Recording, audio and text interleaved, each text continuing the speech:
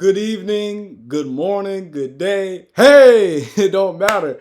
You clicked on this video, so you might as well stay. Pelicans Daily presented by Fan Arch. I am your host, Dylan Bruton. Make sure to like, share, subscribe. You know the deal. This ain't a fire drill. Make sure to support. That's the only way this grows. Well.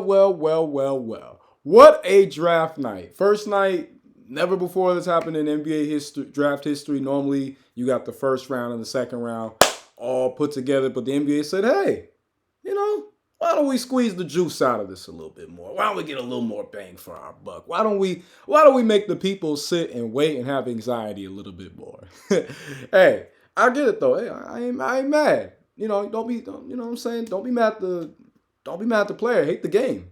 Hate the game. What a draft night. First off, I just want to say hats off to all the young men who were selected tonight and who are going to be selected tomorrow / today, depending on how you look at it, depending on what time zone you're at. Getting to the NBA is not easy, right? Many people try, many people fail. And as someone who had hoop dreams himself, look, hey, it happens. That's sobering reality when you realize I'm not going to the league. I'm not even going D1. It's real. So that's why, I say to all the people out there who are, armchair Hall of Famers and armchair All-Stars, look, either put up or shut up. Because, man, the worst player on a team will come to your gym right now and get buckets. And might leave with your girl too. It's just the name of the game. Like I said, don't hate the player. Hate the game. It's not easy to get to the pros. I've been on the court before with pros, and it made me go, I see why I did not go pro. I see why I did not play college ball. So, gotta salute these young men for doing the impossible, for changing their lives and changing their family lives for the better, right? They're setting themselves up for a different trajectory and a different legacy. So I gotta salute that. Salute to all those young men out there. And hey, we walked away with some pretty talented young men on our team. We got the guy that I inadvertently, some could say manifested, because I've been talking about him from the jump since I started. Mr. Jeremiah Fears. I mean, let me just first off and say, the kid got the swag. He got the charisma, what do the kids call aura? He got that. He was up there, blinged up, looking fly. I said, yeah. It's like watching your little cousin. You're like, yeah. Yo, I remember changing your diapers. Now look at you. About to be a multi-millionaire. Look at you go, boy. Yeah. I was hyped. I was very happy. I know I was talking about a guy that we ended up picking, Mr. Derek Queen, and I talked about Kamal Malak as well, but I like those guards that have that dog mentality. I came up in the Kobe, McGrady, Vince Carter, Iverson, KG, Duncan, Shaq. I came up in that era of ball. I came, the Wallace brothers, they weren't brothers, but the Wallaces, you know what I'm saying? Big Shot Billups. I came up in an era where ball was exciting like that, where guys was OD competitive, and they were looking to just go out and dominate. When I watched Jeremiah Fears' tape, I watched his highlights, I watched, his Oklahoma games. That's the type of energy that he brings every night on the court. He is looking to embarrass his opponent. He is looking to dominate you. And you need that type of energy on your team when you're trying to build a culture. When you're trying to establish a new culture, you need someone who is going to be a great torchbearer and representative of that. And Jeremiah Fears, he's him. He's that. Okay? The young man averaged 17, 4 and 4, nearly 2 steals. He can shoot from the mid-range. He can dunk it on you. You know what I'm saying? Really punch it. Like, you dunking on someone, they say, oh, yeah, he really punched it. And he's just got a bag to him. Now, my guy Chris Lambert, he just doesn't see the vision, and it's unfortunate. Chris, it's nothing but love for you, my boy. Shout out to the kinfolk, but you're wrong on this one. He said it was the worst pick of the night, which I think is absolutely egregious. Because some of these other teams, I'm not gonna spend time, doing all that. I mean, shoot, I did a podcast with some good friends of mine, and I mean, shoot, no, I didn't get a pick right after. I don't think I got a pick right after the Dylan Harper one, right? Just because there was so many trades, and then certain teams that I thought were gonna pick, they either went like a pick before or a pick after. So I'm not sitting here trying to downplay my scouting acumen and my eye and ear for basketball talent, but it just hey, things don't always go as planned. But Jeremiah Fears, I think, was a great pick for us. I know we just traded for Jordan Poole. But here's the thing, and I love Jordan Poole. It's a pool party, it's a party. But we don't know if Jordan Poole is gonna be long term. We just don't know. He's got to show improve. As much as I think that he's regained some of his momentum that he had back when he was in Golden State prior to the fight he had with Draymond. I think he can get back to that level. But we also don't know about DeJounte. I love DeJounte. Like y'all have almost never heard me say anything bad about DeJounte. DeJounte is one of my favorite players of the 2010s NBA, especially post 2015. I watched DeJounte coming up in high school. DeJounte's only a couple years older than me, so that's my dog for real.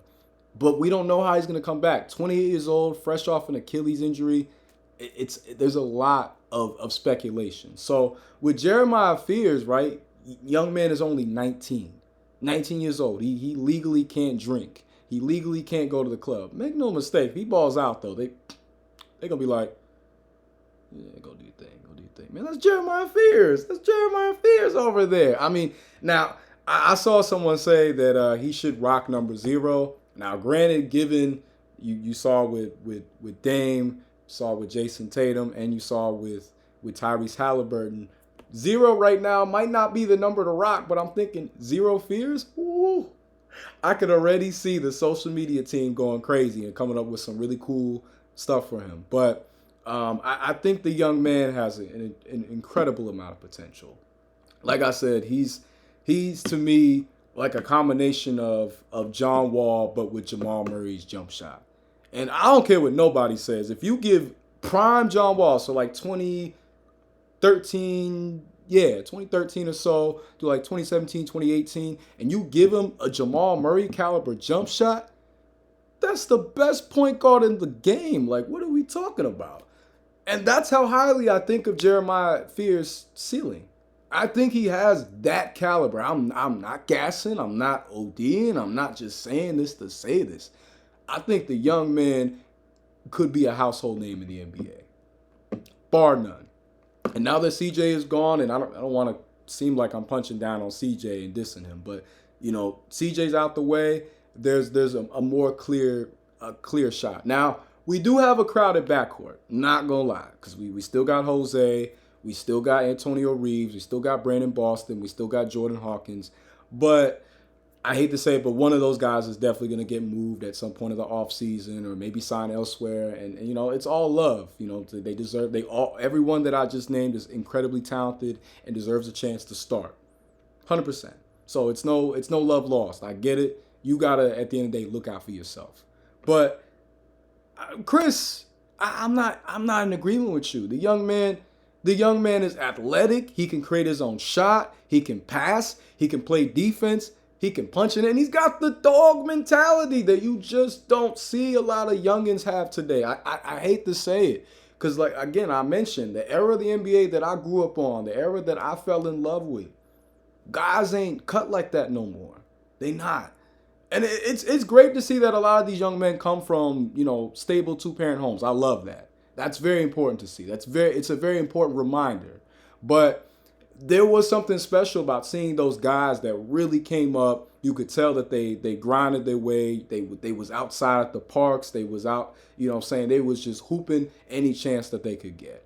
And in this AAU time and AAU culture, and I played AAU when I was in middle school. So I know it's changed. It's about the money though. Make no mistake. So to see guys that embody that attitude, that have that swagger, that I remember, I love that. Maybe I'm a fool for nostalgia, but I think that players of that type of ilk are special. And we haven't had a dynamic guard like that since CP3. If we keep it a buck, we have not had a true like franchise altering caliber guard since Chris Paul. I would have loved for it to have been Austin Rivers. Y'all heard my story about Austin Rivers, right? I met him in person. Great guy. I wanted him to be that so bad. Y'all do not understand how badly I wanted Austin to be that guy. But I really feel like Jeremiah Fears has a chance to be that guy. I really do. So he's going to have his growing pains. He's going to, go through it. But look, just wait till the summer league.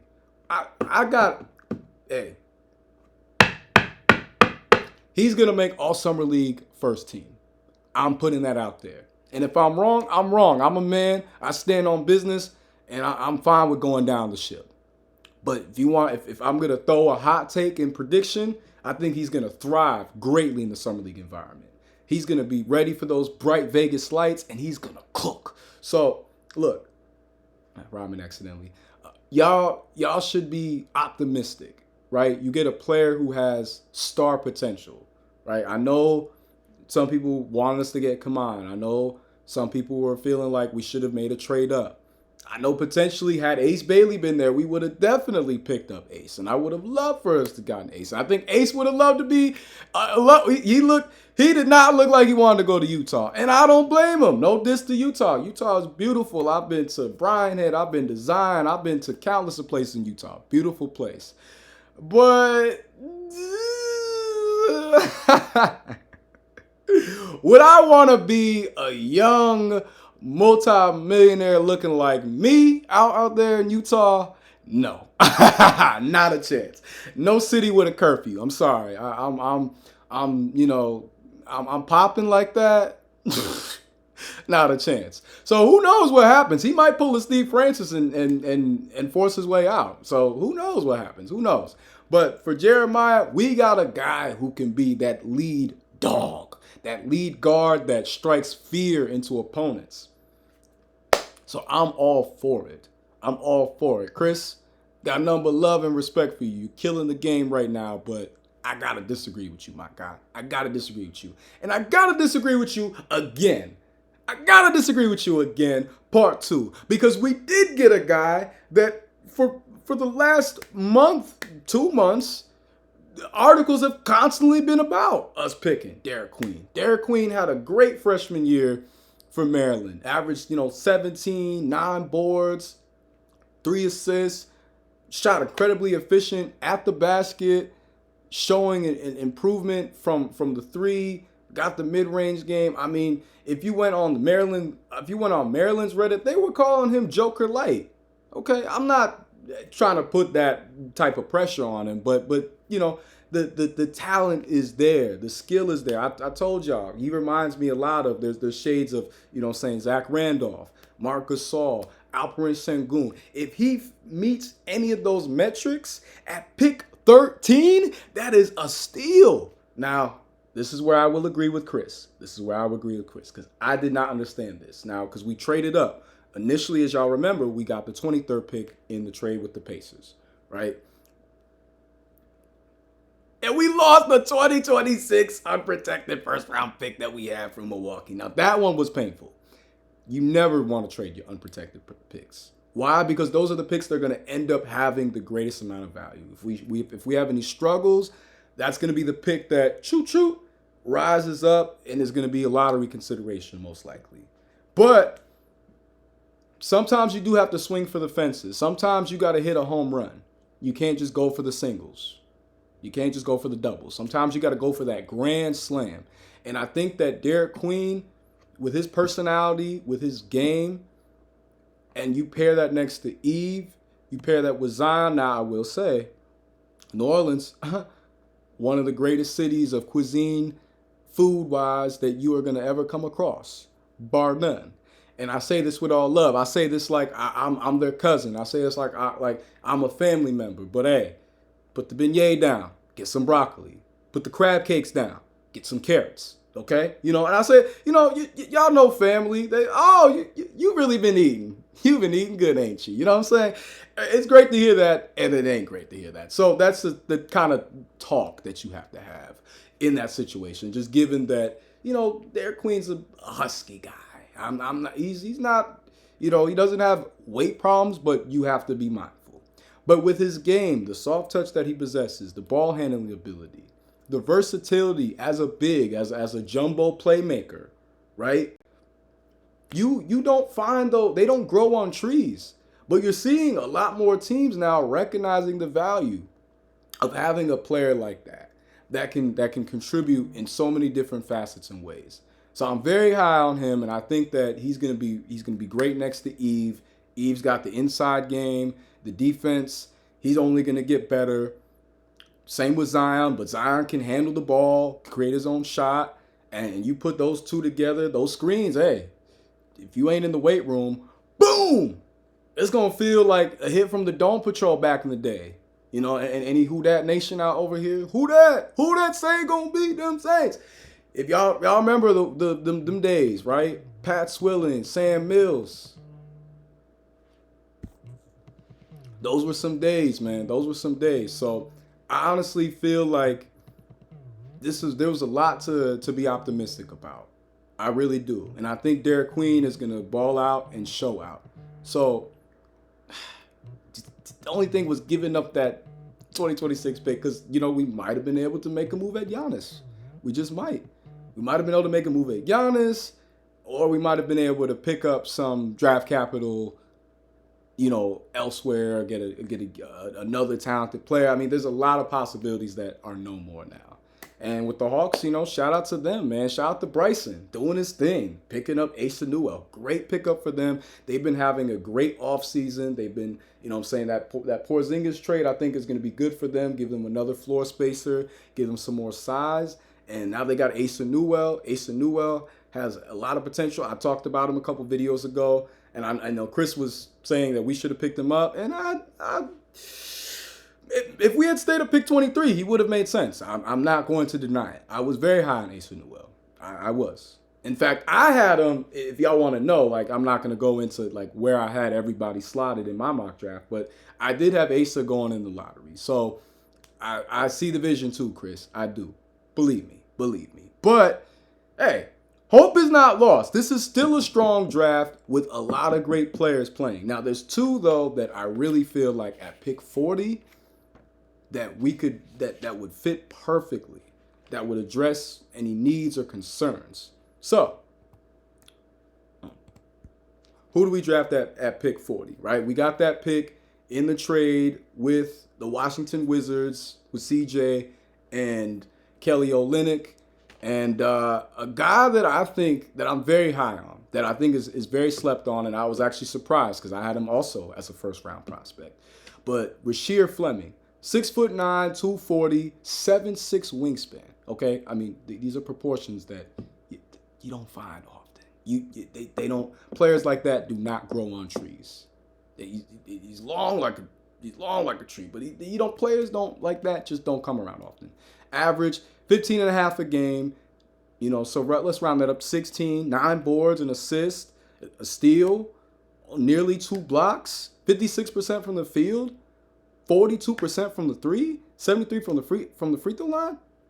That's a talented player right there. Now, is he projected to be a superstar? No, but as far as a 3 and D that's got size, that's got length, and you could put at the 4, you could put at the 3.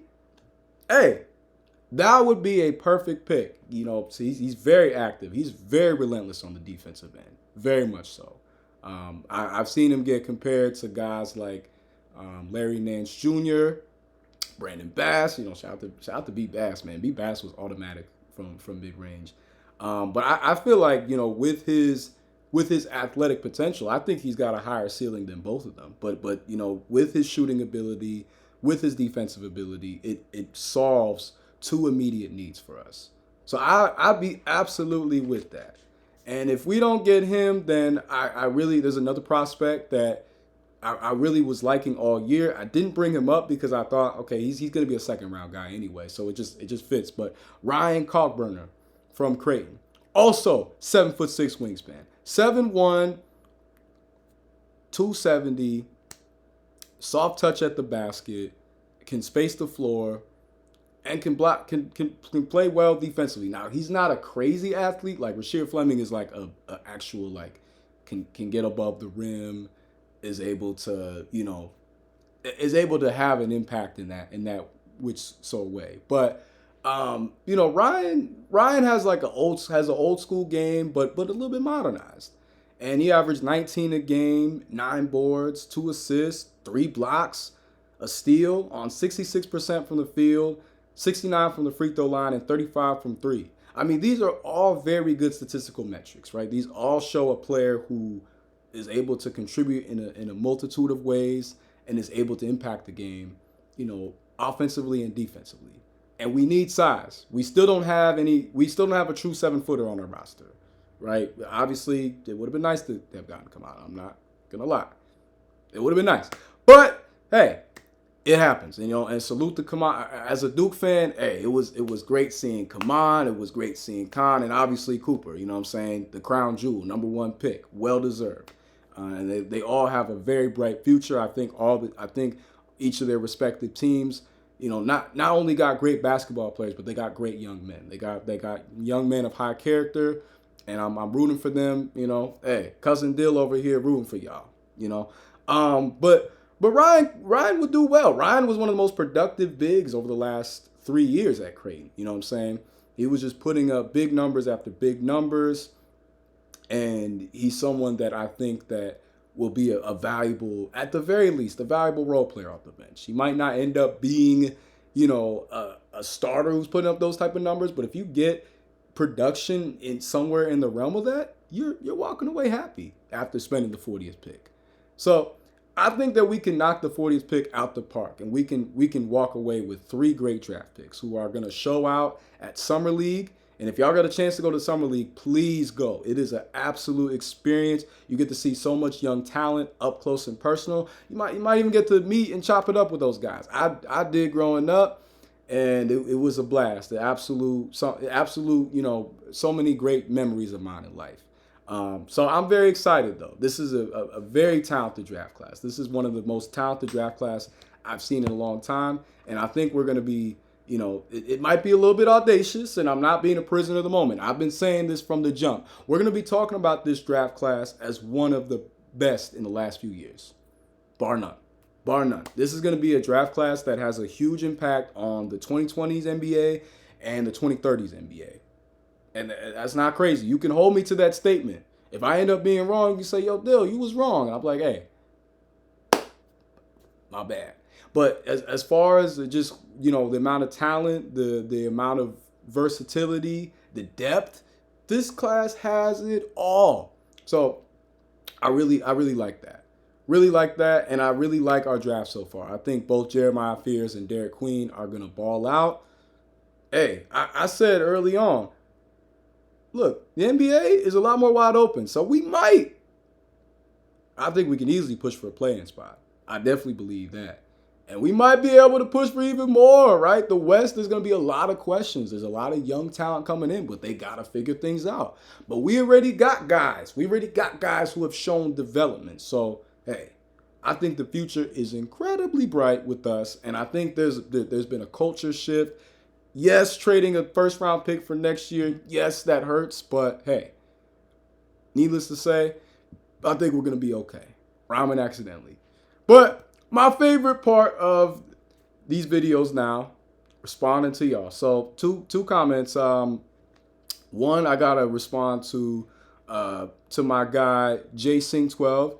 He said Ace seems to be the perfect fit around Poole, Trey, Zion, and Missy. He can hit the tough shots and fill a backdoor dunker spot when Zion or Poole drives. I agree. I would have loved for Ace to have been available, but Utah had other plans. He said, I think there's this feeling that we're supposed to be a top 5 pick, so we should be looking at getting there and getting a difference maker guy rather than a role player. And I agree. But that's why we picked Jeremiah Fears, because he's got star potential. You know what I'm saying? I think that's the toughest thing is that, I don't know. I love Khan.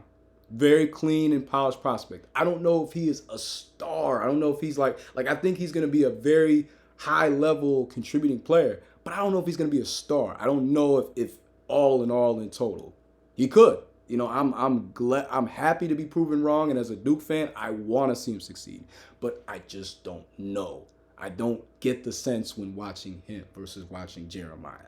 But I think that's why we struck big. We got two guys that had great freshman campaigns, that were the leaders of their squads as freshmen, and have star potential. I think Derek Queen has star potential. I think he's got a personality that people are going to absolutely eat up and love, and I think he's got the game to match it as well. And then the other comment I'm gonna respond to, my guy Ricky Pronia 2494. I like Khan, but I doubt he'll be there at 7. Well, hey, you saw the vision ahead, because yup, he was gone by the time. Queen or Malak would be nice. If Danny Wolf is there at 23, take him. At 40, I like Kobe Bria. Now, I'm with you, right? If we had picked Kaman, I would have been very happy. I'm not gonna lie. Just 7'2", 7'6" wingspan, best interior defender. Yes, it solves an immediate need. He's got a very high ceiling, so I'm in agreement. But we got Derek Queen at pick 13. So hey, one out of two. If Danny Wolf is there at 23, take him. Now Brooklyn got a great player. I'm very high on Danny Wolf. I think he's a jack of all trades. I think he's gonna be a very good pro. I think he's someone that has a versatile skill set. So salute to Brooklyn. But unfortunately, he was gone. He would have been available had we kept pick 23, but it would have been overkill. If we. Well, actually, no. Yeah, we wouldn't have got. We would have been able to pick him up. So what could have been? What could have been? But I wish him all the best. I really loved the interview that Monica McNutt did with him and his family. Just seems like a really good kid. I need to stop doing that. Seems like a good young man. Good young man who's worked hard, and you could feel the passion, you could feel the emotion. It was just it's great to see a young man who has high character, living out his dream, and at another level with his success. At 40, I like Kobe Bria. Now, I'm not gonna lie. Kobe Bria is an intriguing prospect. The only thing that I think about is is it overkill to get another forward, right? To get another. I know I just talked about Rasheed Fleming, but with the shooting ability and the defense, it solves two immediate needs. With Kobe Bria, I think that him as a prospect, I think he does have a ceiling that is worthy to be looked at, but I feel like he needs to be in an environment where he can really get in there and make an impact. It just is what it is. Sometimes that's the thing, is that talented guys, they get kind of overlooked when they're in the vicinity of other talented guys, and they need to go somewhere where there's opportunity for them to shine. So I do think that Kobe Bria, I've seen some of y'all comments. A lot of y'all are very high on Kobe Bria, and I do think Kobe Bria has a lot of potential. However, I do also believe that, hey, sometimes you have to address immediate need over a best player available. It just kind of depends. It's kind of like you coin toss it, But needless to say, I'm very excited for later/tomorrow. Y'all should be too. But make sure that you are subscribed to this page. Make sure that you are following Fan Arch. It's always a blast chopping it up with y'all. I'm going to be back with more draft coverage. This shirt is going to get incredibly sweaty looking because I'm going to be hyped. I'm going to be cheering. I'm going to be yelling. Y'all should too. It's a new dawn. It's a new age. It's a pool party. But hey, have no fear. The kings and queens are here. You know what I'm saying? The Bayou, the Big Easy, we back. Okay? This is when we look back on this draft, they're going to say the Pelicans aced the draft. You can quote me on that. You can quote me on that. And if I'm wrong, again, I'm a grown man. I stand on business. I'm okay with being wrong. But you know what? I got faith. I got faith that this ain't the same team as before. This ain't the same team from last year. This ain't the same team from the year before when we made the playoffs, right? Nah. I think we're going to do something special between now and these next few years. So, hey, either get with it or get lost. Okay? Seriously. I say that with all politeness, respectfully. But nah, man, if you ain't rolling with us, when we're trying to build, then don't be trying to hang with us when we up. Straight up. Simple as that. But anyway, God bless y'all. Have a great rest of your evenings, nights. Whenever you end up watching this, good morning too. Hey, But make sure, yeah, you like, share, subscribe. Make sure that you stay tapped in. Fan Arch is doing so many great things. You do not want to miss out. But in the meantime, hey, stay blessed. Looking forward to the next video. Ciao. Have a good one.